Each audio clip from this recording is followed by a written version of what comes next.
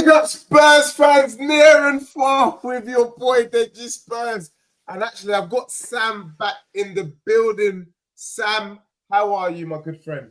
Very good, buddy. Looking forward to what I think is going to be a really entertaining game of football, but I couldn't tell you who wins. Maybe over the course of the next 40 minutes, we'll work it out between us, eh? Yeah. No, and I think we might be you might be pleasantly surprised. But big up to everyone that's locked in, locked on. And also for those watching later on, make sure you smash a like. And I was told to say that, by the way, because it's not really my thing. So it's just something I have learned to do. Sam, the last time we met, it was a different landscape. We were talking. You introduced Christy to me. We were talking about Iraola, and you were saying how you think he's going to be better than Gary O'Neill, and the team wasn't really playing, and then we were talking about how great Solanke was. Fast forward. We've taken Solanke from you. Well, I have to say, Bournemouth have really impressed me this season, man. Like, the football you guys have played has been absolutely awesome. And I'm not going to lie to you, I'm not shaking my bum. Where last season I was expecting to slap you up, I am nervous. I watched your game against Chelsea when you lost 1-0. You should have won 4-1. Yeah, I know. And I've been saying it since that Bournemouth is a legit team. Like what is before I get into that, what has Iraola done? Is Iraola really this good? Has it just clicked? Because when I wasn't surprised when you beat City. I wasn't surprised when you beat Arsenal. I wasn't surprised you went toe to toe with Liverpool, and you just that inbuilt. Evan Nilsson, bloody hell! Just what the hell is going on down south? Tell me. Well, man, it's good to watch. Like you say, I think the media were up in arms about Gary O'Neill getting the boot. I think because he's a young English manager, I think there's more passion from the likes of Gary Lineker and Richard Keys. I think it's a travesty that little old Bournemouth decided that we might actually be able to have a higher ceiling than what Gary gave us. And I think at maybe Wolves this season, you're perhaps seeing that he's fairly limited in some of his managerial attributes. But Iraola ripped things up in La Liga with Rayo Vallecano, a club equivalent size to ourselves in Liga. Got some statement wins against Real Madrid, Barcelona, etc. Played this really good brand of football. So we seized our opportunity to pounce, and we got the man we wanted to play, a style of football that we wanted to deploy. It wasn't easy because we had players who were playing progressive, but purposeful stuff. It was very pragmatic at times. It was progressive when we needed to be. And we had some brilliant wins under O'Neill, who effectively kept us up, one of which was at Spurs. But really, we're also dropping points in some matches where we shouldn't have been. And the football is, for fans that have been brought up on a diet of Eddie Howe football, which to us at the time was entertaining, we wanted that back. And we got it with Iraola. It took a while to click. But, statement results last season, like Manchester United 3-0. I mean, everyone beats Man United 3-0 away anyway, don't they? But this season, players have known what they're doing from the off. We've got a very settled squad that we probably won't have for long. We realise that. But playing some really good front foot football. And we've got a mix-up of styles. We've got fast transitions. We win the ball up in the final third. So we press really high. And I think out of all the teams in the Premier League, we are at the top for teams that get the ball back but then get a shot on goal as a result of that. So a lot of our goals that we get, penalties at the weekend like at Wolves, are through high pressing, and it's really exciting to watch. It's really energetic. Not many of our forward players will play more than 60 minutes because he wants to rotate all the time, keep it fresh. Our starting 11 isn't really a thing because we don't really worry if it's a so-called weaker starting 11 because we'll probably finish with the best 11. So it's so exciting, and we just don't know where we can go, which under Iraola, which is probably the most exciting thing. I mean, we got a whiff of Europe, a little bit of a stench of Europe. It could happen. You never know. You never know, mate. But yeah, things are good down here. Yeah, look, things are really good. And for me, I would say Liverpool, Spurs, and Bournemouth this season, and then maybe Arsenal, have probably been the more exciting teams. And like I said to you, I think it's a big compliment for me not to be surprised when you beat Arsenal, not to be surprised that you beat City. It just seems to be. I enjoy watching, and if you've seen me, Sam, and you don't need to have, I've been calling that we might have to come down there if it doesn't work with Postecoglou and take your gaffer, and I would have him over Marco Silva, over everyone else, because I'm looking at Cliver, I'm looking at Semenyo, I'm looking at Ivan Nielsen. I thought Solanke was going to be a big miss. Oh boy, was I wrong? But the other reason why I want Areola and my club, and also it'd be good to get your views on Spurs, and I'll tell you what I think about Spurs as well. Yeah. We play a style of play where Solanke's the target man that we don't target. And still till today, I can't for the life of me understand why we are doing that. Like he spends more of his time running around, hard working, but no rewards, and it doesn't make sense. Areola was able to get the best out of Solanke, got him firing 19 goals, and Solanke for me is a great striker. He can be a great striker for my club. So bring in a manager that knows how to work with him, but also Brennan Johnson, Timo Werner. When we can have Cliver, when we can have Semenyo. I mean, I'm looking at your lineup, and half your squad, half your starting 11, I'd rather have in my bloody starting 11. Kirkes, I would want direct competition for Udogie, who keeps getting doggied by everyone who seems to be playing against him. It's a disaster class. But at the same time, just quickly about Spurs. So I want to know your thoughts about Areola, whether you see it's a good fit. But also, I want to know about let's start with that. Areola, is it a good fit? Is he really that good?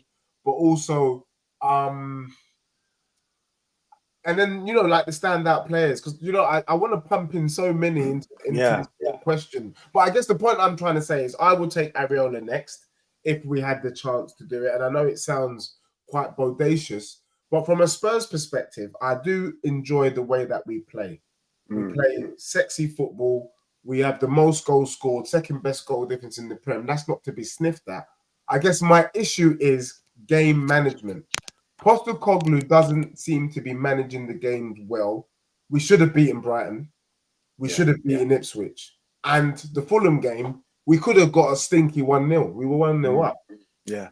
Does Areola, for me, seems to manage the game with the squad he's got a lot better. But I don't know. You're there week in, week out. Let me know. Yeah, I think his game management is very good. I mean, it's not often we're looking at substitutes that he's making and thinking, what on earth is he doing? He's mainly in line with what we're thinking. So if a player's looking a bit tired on 55, he'll switch it up.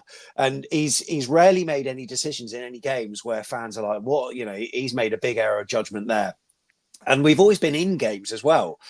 So even the losses that we've had this season, we've always been in them. I think our most emphatic loss of the season was 3-1 at Liverpool. But even against them at Anfield, we registered more shots than any other Premier League team in 10 years. And that was Everton back in 2014. So we're always showing attacking intent. And that's what I love to see from Iraola. Would he fit with Spurs? Sadly, I think he probably would.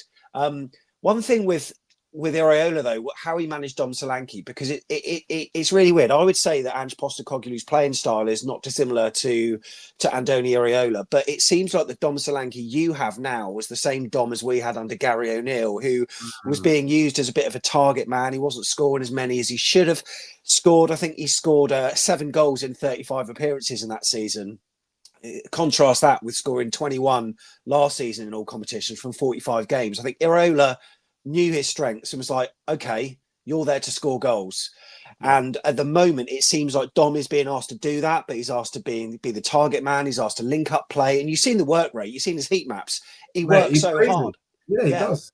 Yeah. And so, for me, I don't think Ange is getting the best out of him yet, but that almost relies on, the other players to, try to step up and fill his boots in that position.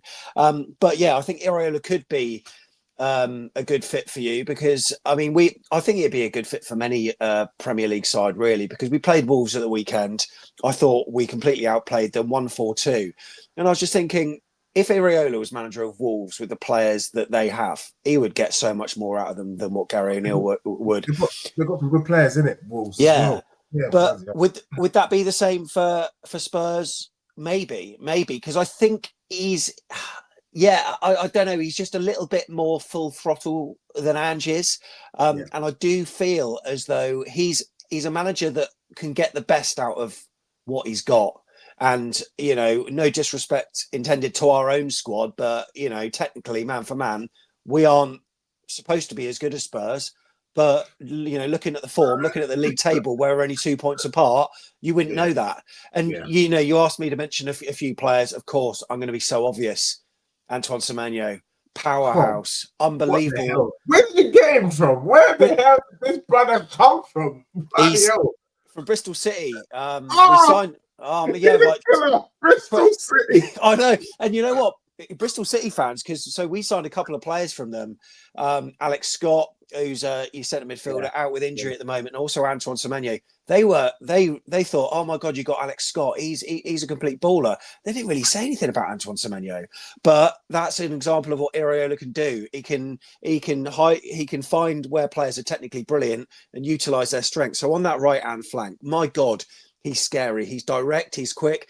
He can shoot with his right. He can cut on his left. As a fullback, you don't know what to do against the guy, but it's just the directness in his eye for goal. And then Cliver as well, clinical from the penalty spot. Cliver last season weren't really doing anything. Like early on, under Gary O'Neill. Look at the legacy. I was literally saying, look at the legacy of Cliver. This is a disgrace. But this season is a different player. Semenyo, for me, when I think winger, I'm like the good old-fashioned, strong, quick, can beat a man, get the ball in the box, can have a shot. That's all I've ever wanted. Keep it simple. Brennan Johnson is okay. He's fast, but he's not going to beat a man 1v1. And his finishing is not the greatest, in my opinion, although he is having a blinding season. Semenyo has all of these attributes, and I want to know where our scouting team is. Tottenham Hotspur. I would go as far as to say, after Saka and Salah, so I would have Semenyo on the right. I think I take him before I look at Neto.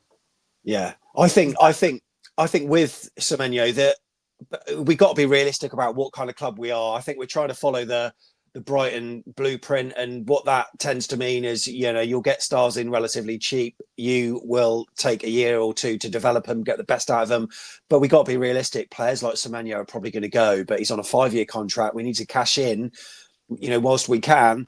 And so that puts pressure on our own recruitment department, because it then means, because we're doing better in the league, it means the conveyor belt's going to run faster. So players are going to be on and off in a quicker amount of time. So we've got to get all our decisions right. But thankfully, the recruitment team that we got seems to be pretty good, pretty adept and astute at picking out young rising talent, whether it's from the British leagues or whether it's from Hungarian like second tier or whatever. We scout it all, and then we get some good players in.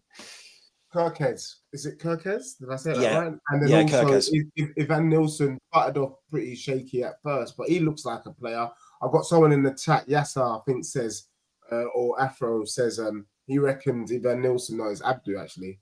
Abdu Diaby says Ivan Nilsson will bully your centre backs, and I bloody totally agree. He must be licking at his lips at the prospect of taking on Dragoshin and Ben Davis. Bloody hell. Just saying that is just alarming. But anyway, go on, Sam. He's Evan Nilsson, I think, unfortunately, there was this, I don't know, how do you explain it, like a sliding doors moment against Chelsea where he had a penalty and he missed it. So as a result of that, Justin Cliver has stepped up to take all the penalties. So Evan Nilsson scored 4 for us so far with all the pens. If he'd scored that, he'd have probably gone on to take them all. He'd have 9. So his numbers are perhaps not as reflective on what we're seeing as a fan base. Now, I think we're seeing a bit similar to what you are with Dom Solanke in terms of the work rate. It's phenomenal, hold up play, superb, physically strong, but just not maybe getting the numbers that you would expect from a striker. He's brilliant though. He's brilliant, and he is a like-for-like replacement of Dom Solanke that some Bournemouth fans are suggesting might actually have a higher ceiling at the moment. We don't quite know, but he's been superb for us. And Kirkes, I mean, I mentioned the Hungarian second division. We didn't pluck him from there, but he is Hungarian. He started off his career there. We signed him from AZ Alkmaar, I think. And left back, I can't remember how much we paid, about 15 million, but he's being looked at a number of clubs already because he's superb, scored a wonderful goal against Wolves. Powerful, tenacious, highly strung sort of character. And So you know what? The more players we can sign like that, brilliant. You know what, mate? The more I'm talking about it, the more I'm feeling confident about the game. Hey, honestly, I think someone said, Spurs is getting pumped. Toki has said that, and then Toki says, something about Son. I said also that Son was someone that we need to sell in the summer. A lot of people looked at me like I was mad, but I could predict that this dip in form was going to happen. Right. And, it's not his fault. He's a legend. I want to remember him as a legend. I don't want to see him struggling the way that he's struggling at the moment. Sam, just outside looking in, you can see my club. Yeah. We've done this thing where we will beat City, we'll beat Villa, we'll slap teams out. We're the best, we're the highest goal scorers in the league. We outplayed Newcastle and lost. Outplayed Arsenal. I mean, we had Arsenal doing a low block. I mean, who does that? Do you know what I mean? Yeah. And Adam on the loaded mag didn't want to admit it, but the first half against Brighton, we absolutely slapped those brothers up. I mean, I've never seen anything quite like it. So Tottenham on their day, when they do the domination in the location, I don't think anyone can keep up with Spurs. No. But then we do this other thing, which is really pissing me off. I'm not going to lie to you, where we don't turn up, didn't look interested against Palace, didn't look interested at home to Ipswich, didn't put really we were lucky to get a draw against Fulham, to be honest. And we've lost 5 games. And had we not beaten Man City, which is very possible, it could have gone the other way. We would have literally lost half our games this season. So I'm not happy with Ange. And I do think on the ropes. Jose in the chat will say, leave him, give him time. Right. I just think the time is limited. He needs to go on a run of games. But if you can't motivate your team against the lower teams, or the so-called lower teams, then there's an issue. And that's not sustainable. And I know just before we went on air, you were saying that you've seen similarities with Bournemouth. Just your thoughts on Spurs.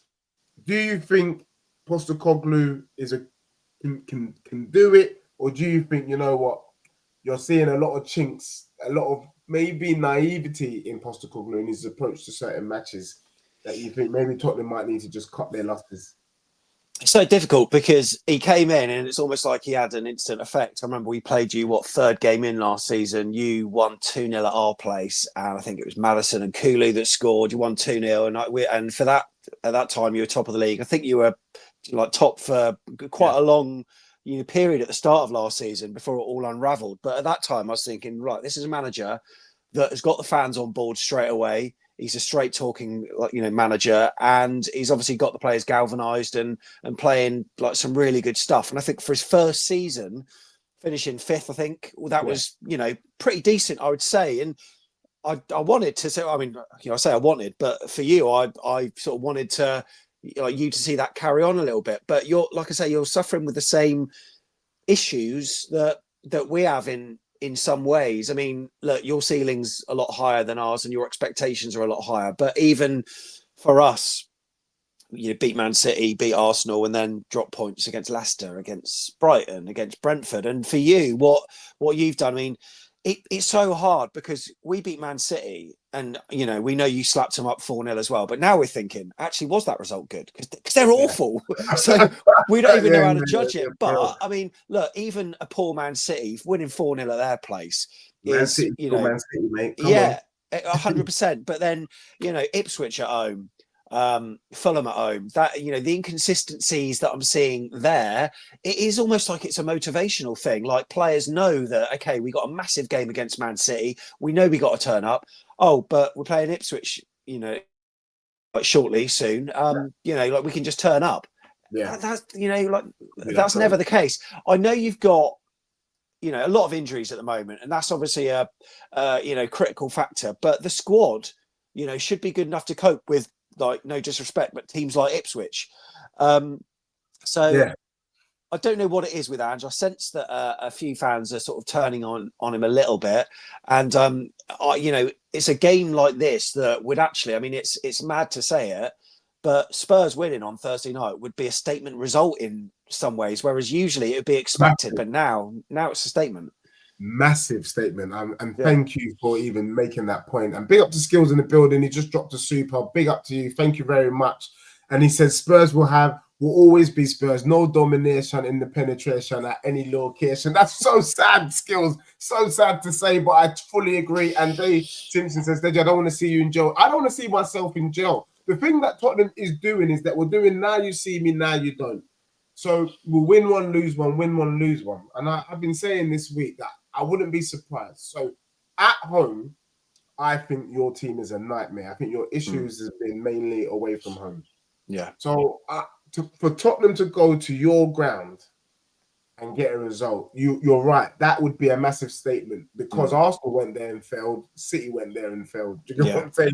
Chelsea bloody got out of jail. They should have got slapped. So I'm not confident with Spurs getting a result. I could see Tottenham, and I know we're going to get into it, but we could continue this now you see me, now you don't this week. Because after you, got Chelsea at home, then we're away to Southampton, and then we've got Liverpool at home. Can you imagine this madness? So, but looking at your lineup, have you what team are you likely to have in terms of your injuries? Who's available?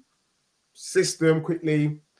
I will share you Tottenham's, and then let's do our prediction as well for the game, and then quickly, what does the future look like for both of us? Fair play, mate. I mean, so we play a 4-2-3-1.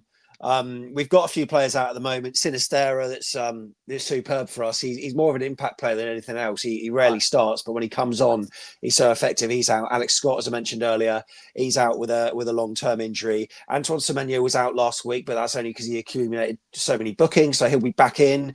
Lewis Cook is very pivotal in midfield, but against Wolves, we showed that we didn't necessarily need him, but he'll be should be back and available as well. Other than that, we got a Mexican right back that Araujo that's not available as well. That's going to be a long-term return. But 4-2-3-1 for Bournemouth, so that's probably going to mean Kepa will be in goal across the back.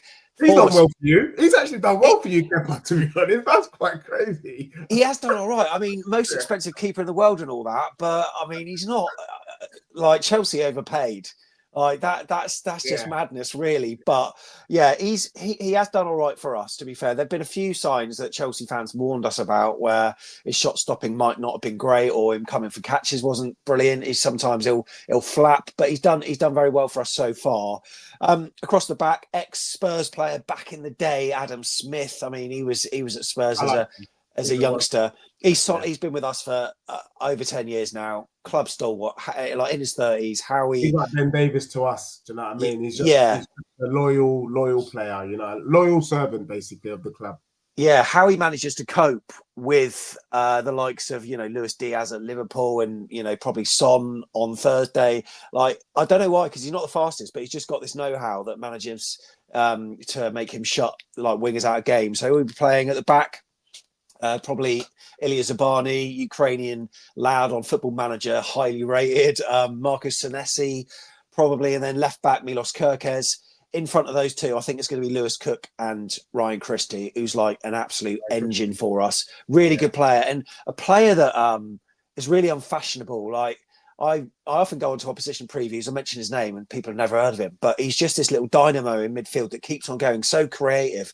And then we've got our sort of front four, so to speak, as a sort of three, and then Evan Nilsson at the peak of that. So Evan Nilsson up top. I think Semenyo is probably going to be on the right. Justin Kluivert playing in the number 10 role, and on the left, probably Marcus Tavernier. So that's probably how we're going to set up. The brother of the guy in the Rangers. James, that's right. He's not bad. He's not a bad player. Even his brother's not a bad player, to be fair. Yeah, he scores a lot of goals for Rangers, I think, but a lot, and he's a right back as well. But I think he takes their penalties as well. So yeah, good player for him. Yeah, big up. So for Spurs at the moment, it's not looking too great. Although I have to say, we got to give credit to where credit is due. We've got Ben Davis and Dragoshin centre back, which on the face of it, you would be licking your lips, but they've done a sterling job. They've only conceded one goal, or they've been our best centre back pairing so far this season. We've got Udogie and Pedro Porro. My issue with Pedro Porro is that he can leave the left side. I can see him leaving Tavernier free at the back post. Tavernier getting a goal. He just gets lost. Udogie, on the other hand, That's going to be an interesting battle against Semenyo. I think for sure. physicality, he'll be able to handle it. Pace, he'll be able to handle it. Midfield is not bad. Pape Sarr, Bissouma, because Benton Kills on his ban. And then it will probably be Kulusevski. Madders won't start. It will be Son left. We're hoping. So Solanke had a kind of like the norovirus on the weekend. We're hoping he's going to shake that off in time to play tomorrow. And then we're going to have, bloody hell, we're going to have Brennan Johnson. So that's really what we're looking at. And if we don't have Solanke, then it will be Son and it will be Thibaut Werner. Okay. I mean, this is terrible. So for me, if Tottenham we will probably have more ball possession, but I think with the crowd behind you, with the way that you play, I think those Bournemouth players are thinking we can take Spurs. We can take them. And if you rattle us, it could be a very, very long evening for us. Put up those sort of performances you did before. I think it's long. I just want to big up to Donna Collin. Look, Sam, Donna has made so many suggestive comments to you, and I do. Just says, Sam, you look really handsome today. And thank you for the super chat, Donna. And then there's done a series of Bournemouth have the best men in the country, blah, blah, blah. So you'll be able to see it through the chat. So big up there. Okay. That is a wonderful compliment. And that's what you get, Sam. When you come on the channel, we are giving compliments. People love giving that, man. Compliments. So big up to Donna for the super chat on that. I think it's prediction time in the future. Yeah. I can't lie to you, Sam. I did a show on Monday called The Blueprint where I looked at the next 4 games. And I said that Spurs will lose to Bournemouth. I think we might get a result against Chelsea at home. I can see us losing to Southampton and getting a result against Liverpool at home. It's just that sort of season. You're exactly the same as us, because that's what we're saying. We're saying, look, we'll probably beat Spurs and then lose to Ipswich on Sunday. That's that. Yeah. So it's weird, isn't it? So you win. There's no point turning up then, to be honest, because I don't think any Spurs fan legitimately believes we're going to beat you guys away from home. It's looking mad, and the fact that you can even say that is even more damning of the situation that Postecoglou finds himself with our club. So I've gone 2-1 or 3-1 Bournemouth. I think we could be lamped. I just don't trust Tottenham. I think you're going to have your tails up, the crowd behind you. Semenyo, if he gets a run on Udogie, he's finished. Pedro Porro. But I would like to be pleasantly surprised. I'm not going to lie to you. Generally speaking, if I never shake my bum when we beat you guys, but if we beat you tomorrow, I'll shake my bum. That's like beating Brighton. And I think Brighton are a very legit team. I would celebrate that as if we're beating the likes of Brighton, because I really do respect the work he's done. And when you just name that starting lineup, it's good. Your starting lineup is good, man.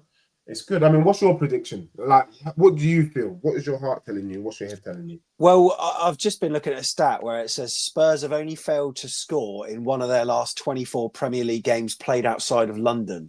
So there's going to be goals, and I think there's going to be goals for both sides. I don't think any team's going to win 2-0. I think there's going to be goals, but we're both open sides. Both play hammer and tong, aggressive football, and I think it's going to be really entertaining for the neutral. I think Bournemouth can shade it, because, like, you're talking about ball possession and stuff. Like, Spurs will probably have more of the ball. We don't need the ball, and usually when we've got more of the ball, it means we lose the game. Weirdly, we're happy for teams to have the ball. At the weekend, Wolves had more touches, more possession, but it was mainly in their own half. When you look at the heat maps, we're happy to have the ball when we need it and can utilise it well. So we don't necessarily need it. So that sort of plays into our favour a little bit. But I think this is purely a home advantage now, because I think the quality of Spurs, when they are quality, versus the quality of Bournemouth, I think we've probably got a little bit less quality. However, the home thing might just bring it up a little bit. So I'm going for a 3-2 Bournemouth win, but that's probably more my heart than my head. But it's one of those games where I weirdly wouldn't be surprised if anything happened. If we win, I wouldn't be surprised. If we lose, it's Spurs. If we draw, that's all right. So it doesn't matter too much as long as we follow it up with something decent at Portman Road on Sunday. Then I think we're happy. But I'm going 3-2 Bournemouth for this one. See that? You see that? The last time I spoke to Sam, he wasn't so bullish. Do you know what I'm saying? He was like, you know what? We're not a big team. We are who we are, and this is it. And I remember leaving that stream partly feeling drained, but I was like, you know what? Sam is probably one of the most humble fans I've ever met in my life. Because just to speak to someone who is like, you know what? We're just grateful to be here, and we know we're going to lose players. And we know who we are. It was kind of that kind of vibe. I was like, I don't know if I could ever do that personally. I've got a whole different chest. I mean, Sam's telling me my club is coming to get boxed. I can't believe it. This is why. Postecoglou, can you see what you've done? This inconsistencies is just, look, everyone in the chat has gone Bournemouth. Literally, everyone, apart from skills, everyone in the chat has gone Bournemouth win. That's what I'm saying. And because they're not doing a Stevie Wonder, Ray Charles, they're not on the Bridgie Banton. They can see with their eyes. Yeah. Do you know what I'm saying? Yeah, man. Says, why are you not humble like this guy? Because we have shown that on our day, we can slap up anyone. We're 100%. Not with the top goal scorers, second best goal difference. I can't calm down. Issue with Spurs is management. Do you get what I'm saying? Look. Spurs fans predicting a Bournemouth win. Wow, that's terrible. It is mad. This is the truth. Sam, look, for me, I'm in a middle ground here. Yeah. The middle ground being is that I like the football we play. I must stress this point. The domination and the location, when it kicks off, it's a wonder. You saw that against City, you saw it against Villa, you saw it against West Ham. Nobody can stop it. The issue I have is I question Tottenham's front three tomorrow of Son, Solanke, and Brennan Johnson. I mean, Brennan Johnson's a weird one because nobody. Do you get what I'm saying? Yeah, Brennan Johnson, I never really rated him, but then this season he started to get a few numbers. I've been thinking, actually, was I wrong? But then I don't know. He's just a bit like Spurs, a bit inconsistent. He's inconsistent, but he's more like tappings. He's not doing a Semenyo. He's not beating a man, ruffling feathers. Really being a nuisance. He's just in the right spot at the right time, and that also is a skill in itself. But like I said to you earlier, I kind of like the old-fashioned winger. Someone who's gonna take you on, barge you out the way, ruffle the feathers a bit. He's too neat for me. A bit like Timo Werner. People tell me, but you like what Timo Werner? I can do what Timo Werner does. He just runs into space.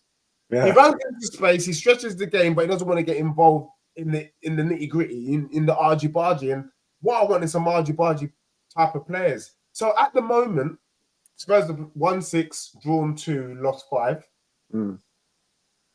Personally, we can't afford to lose another game if we are really wanting top 4. Yeah. I predicted 6 points in these next 4 games. However, if Spurs produce less than 6 in the next 4, Sam, do you think there are going to be some more questions? I mean, I'm looking. We would leapfrog you in the table, and then depending on how other results go, you could be sort of looking at 10th place and stuff, which is it's not good. But the only saving grace is that apart from Liverpool, who are running away with it, between 13th and 2nd place is only 7 points, which is mad. So it only takes a run. Yeah, and I suppose that's what makes it more frustrating for Spurs fans because. All you need is a half decent run and you'll be right up there again. But at the moment, you're winning one, you're losing one. You're winning one, you're losing one. So it's really hard. But the only thing that might keep Postecoglou in the job is that I do think he's more focused on the cups this season. Yeah. Last season, he didn't give a damn about the Carabao Cup. It was obvious by the team he put out. This year, he's taking the cups more serious. Yeah, and agreed. In a weird way, I can see him doing a treble with Spurs. Now, a lot of people, when I say the treble, they bulk. And I'm not too sure why they're bulking at it. So let me explain. We've got Man United in the Carabao Cup quarterfinal. Yeah. And that's at home as well, isn't it? Home. Yeah. So, semi-final for me. We slapping them up. That was one of the dustiest teams I've seen in my life. Yeah, big time. When you look at the Europa League, the actual table, I think Tottenham is the strongest team in there. We went to Galatasaray, but we put out our kids. We didn't even try to win that game. Yeah. We didn't need to. I think if Tottenham take the Europa League serious, I can't see any team in the Europa stopping us. And we don't have to worry about teams falling in from the Champions League this year as well. True, yeah, that's true. Which is a good thing. So we could do a double there. And why not? Why not just put the icing on the cake with a FA Cup run? So for me, I can see Spurs doing a treble and at the very worst a double. What I won't accept is this win one, lose one, finish 10th with a Carabao Cup. That is a disgrace. And I think if we finish 10th with Carabao, he would have to lose his job. Now, that's the standards that I hold Tottenham. I think we need to be getting Champions League football, and Carabao Cup and 10th is not Champions League football. It's just some trophy that no one really cares about. So that's what I'm expecting. I'm hoping to be pleasantly surprised on Thursday night. If we beat you, I think we go on a run. Yeah. If we lose, I think you're going to be hearing those little Christmas bells ringing loud and clear from my club, and Postecoglou will be at risk. But as for you, Sam, you know, and Iraola's name, by the way, because I've been chiming his name. In fact, I might have to send him a little message on LinkedIn or Twitter. But I'm going to be calling him out to be coming to my club. But what are you hoping? What can you foresee down the line for your team moving forward?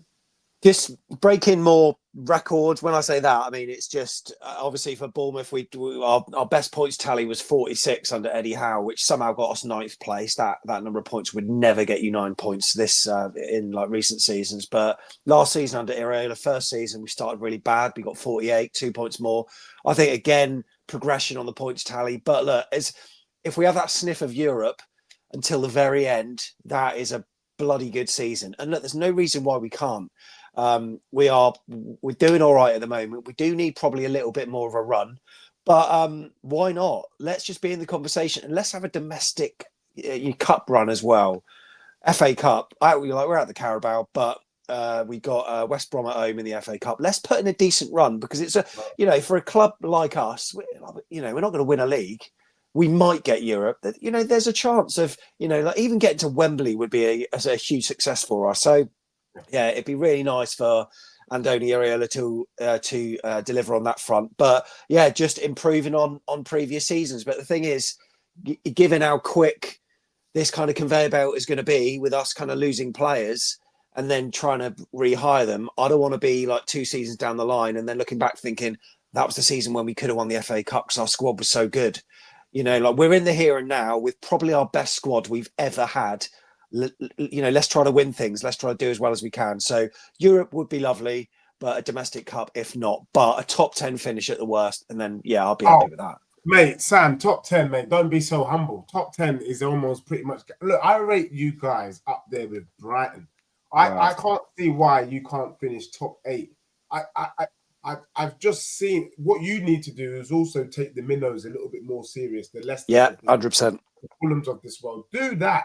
Mate, I knew you guys were good. I keep using Chelsea as the yardstick because that's when I sat up and went, these guys they're not to be messed with. They're not to be joked with. I just want to pick up on some comments before we wrap up. Levy out says, "What are you smoking?" He's angry at the point that I made about the trophies. The truth is, mate, the Carabao's not enough. I get it. We need to win a trophy, but for me, it's not enough. And Marcus saying, "What are you smoking? Who gave Deji crack?" No one gave me crack, and I'm not on the budgie banting on an empty stomach. It is what it is. It's not enough. I do think Tottenham under Postecoglou can win those 2 cups because Jay Simpson says, "Deji, how are we going to do a double or treble if we can't even win 2-3 games?" Well, the beauty about the cups is. You just got to win 1 game.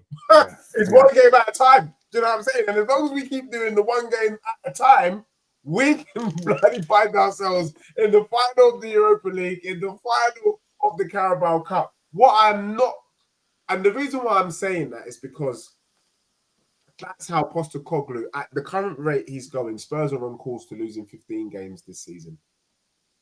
And he won't be able to keep his job unless he wins at least a trophy or two.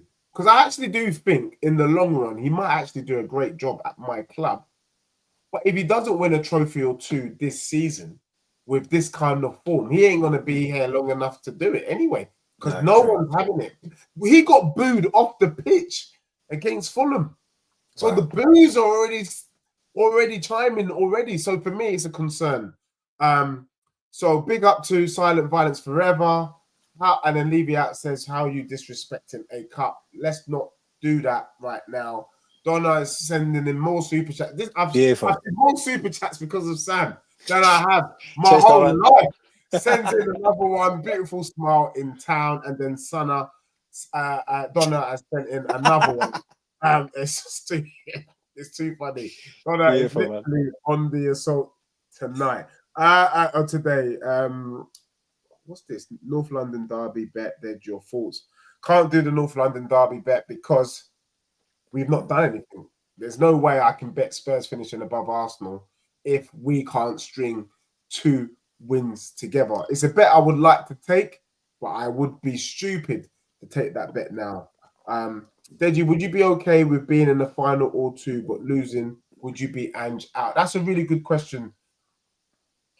I think someone said it about Liverpool. Like, we got to respect the fact that they were in the Champions League final. They lost the league by a point.